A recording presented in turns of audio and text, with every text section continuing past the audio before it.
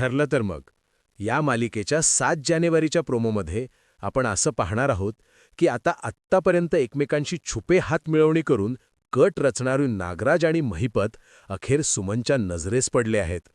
नागराज आणि महिपत यांना एकत्र गुप्तपणे चर्चा करताना पाहून सुमनच्या पायाखालची जमीनच सरकते. त्यांच्यातील वाढती जवळीक पाहून ती स्वतःशीच पुटपुटते.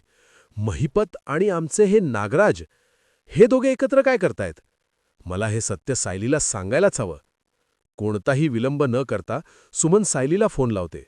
सुमनने सांगितलेले सत्य ऐकून सायलीला प्रचंड धक्का बसतो. तिच्या डोळ्यांसमोर अंधारी येते आणि ती अस्वस्थ होते.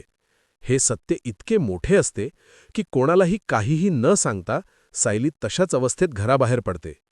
दुसरीकडे घराबाहेर अर्जुन आणि चैतन्य आलेले असतात. घरातील सर्व सदस्य एकत्र असताना सायली कुठेच दिसत नसल्याने अर्जुन कमालीचा काळजीत असतो. चैतन्य म्हणतो, काय चाललंय? अरे सगळेजण आत बसलेत आणि तू बाहेर काय करतोयस?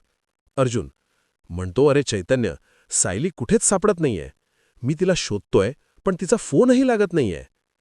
सायली कोणालाही न सांगता कुठे गेली असेल? सुमनने तिला नक्की काय सांगितले? महिपत आणि नागराजचा खरा चेहरा आता सर्वांसमोर येणार का? हे पाहणे आता रंजक ठरणार आहे. पुढील भागाच्या अपडेटसाठी पाहत रहा ठरलं तर मग.